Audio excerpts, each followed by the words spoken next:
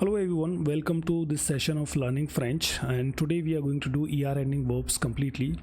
We'll take example of different sort of ER ending verbs and conjugate them, and by the end of this session you'll be able to form all kind of ER ending forms. So before that we begin, I have to give you a little bit overview of how sentence is formed in language, in French language. So let's begin. So majorly in French or English also, it's common thing. To be able to make a sentence, you need three elements majorly. So the first one is subject, verb and object. There are three elements that is required to make a average sentence, I would say.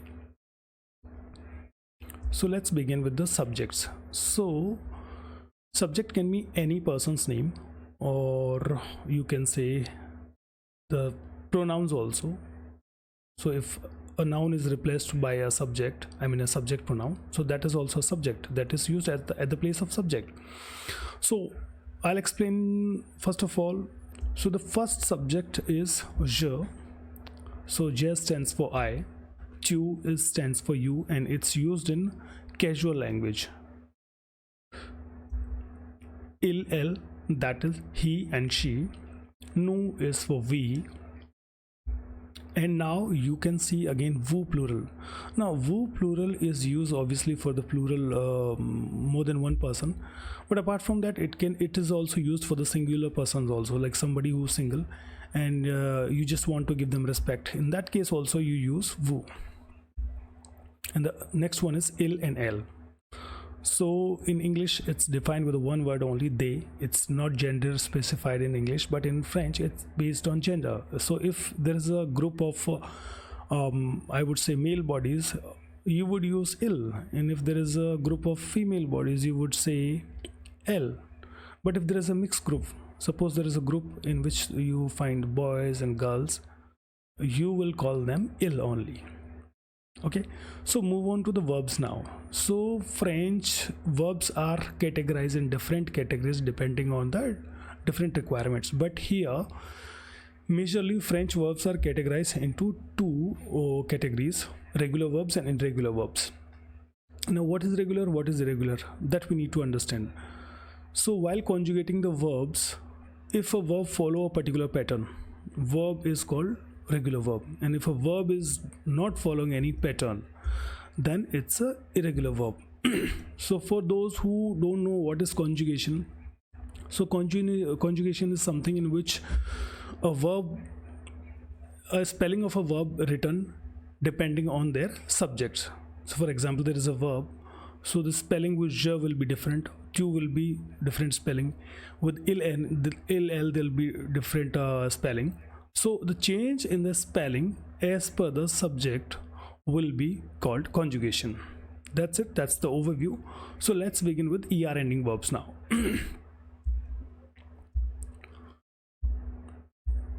So before we move ahead, let me just tell you, in French all the verbs are divided into three categories: ER ending verbs, IR ending verbs, and RE ending verbs. So ER ending verbs, the group that has the maximum number of verbs, almost 70 to 80% verbs fall into this category, and which is the easiest group to form or conjugate, I would say. So there are two more groups, IR ending and RE ending. In the further videos I'll cover these two groups also, but the first one is ER, so we will cover today ER ending verbs. Formation of ER ending verbs. So what is conjugation? As I explained it to you, changing of the spelling with subject is called conjugation.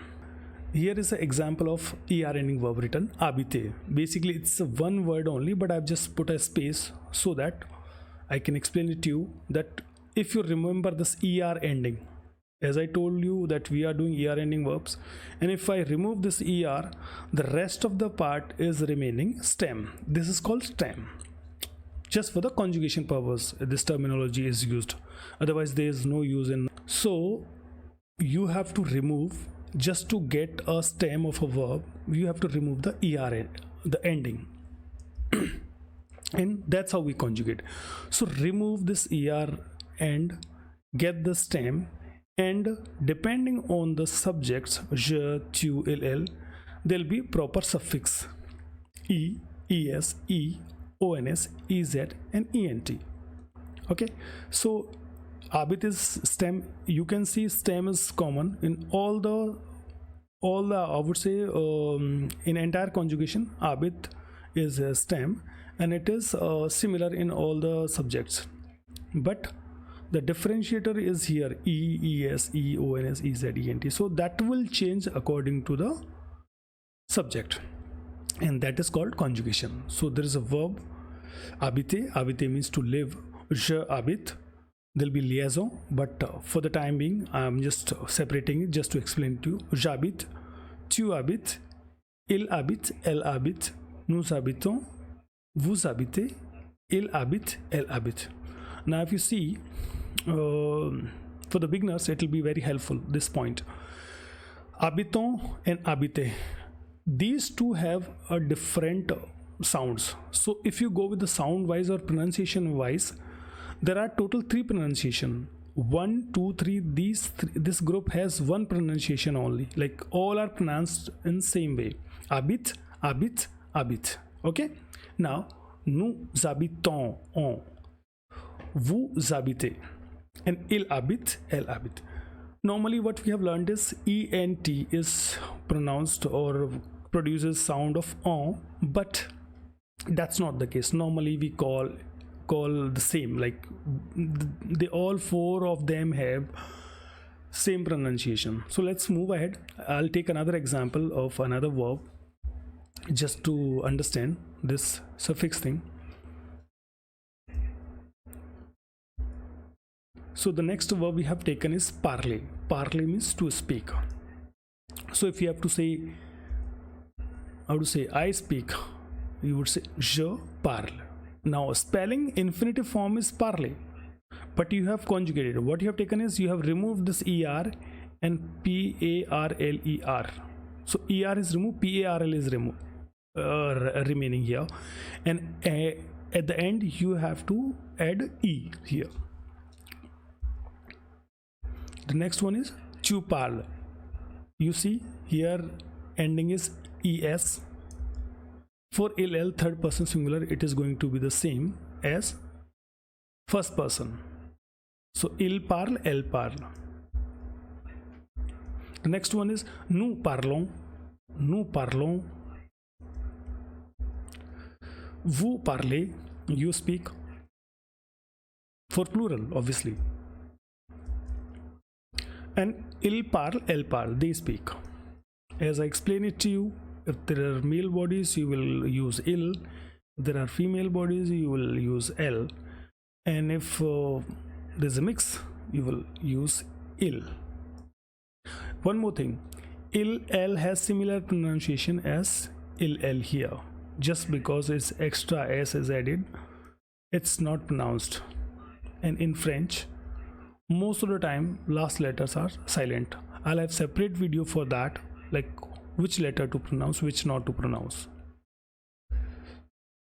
Okay, now we will go and explore the types of er ending verbs. There are different types also in er ending only.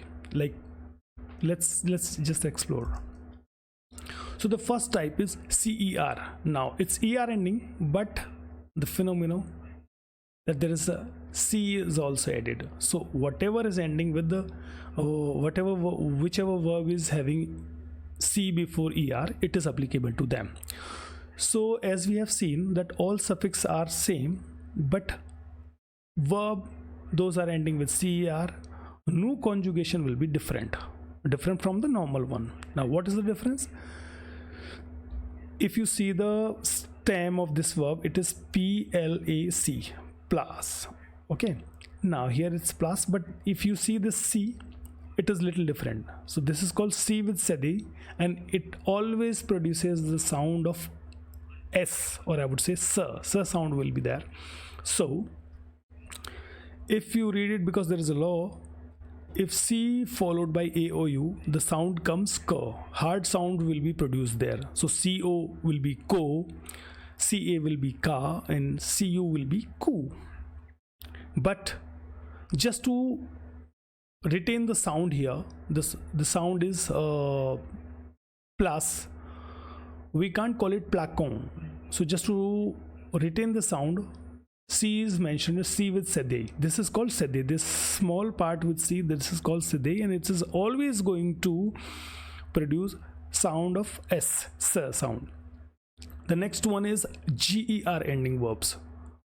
Example, manger. Manger means to eat. Je mange, tu manges, il mange. Now, mange, and as we know that after stem in nu we have to just add ons, but there is an extra e. Now this extra e has this is here for the similar reason as in the previous verb. Here we were supposed to maintain the sound of s. Here we have to maintain the sound of je. But again there is a rule, G followed by O, it will be go. So we can't call it mongo. So for that reason it's mangeons. E is added here. Okay, that's it. There are two almost similar but different endings.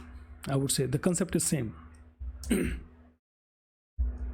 Now the next one is verb ending with ELER and ETER. ELER and ETER. Okay, here appeler, j'appelle, tu appelles, elle appelle. Now you see the difference? I have marked in red. What is the difference? You see that this double L is here, single L, and double L. Now in the previous verbs that we did, CER, JER, the changes were applicable to nu only. Here changes are except nu and vu, and mostly in the next further coming verbs the changes will be applicable to these four only. Nu, vu will be excluded most of the time. I mean most of the time it won't be having any change. So this concept says if L or T comes before ER there's L, and that also should be preceded by E. I mean there should be one extra E next to L or T, both the side E and R. If you see this ending, the consonant that is between two E's will be doubled. There'll be extra consonant. So that's what we can see here. So let me read it for you. J'appelle, tu appelles, il appelle, elle appelle. Nous appelons, vous appelez, il s'appelle, elle s'appelle. Jeter. The next is jeter. Jeter means not to eat. It's misprint. Jeter means to throw. Je jette, I eat. Oh sorry, I throw. Again, okay, jeter. Jeter means to throw. It's wrong here. Je jette, tu jettes, il jette, elle jette. Nous jetons, vous jettez, il jette, elle jette. That's it. So concept is same. We are just putting extra consonant here. Okay, moving on to the next type.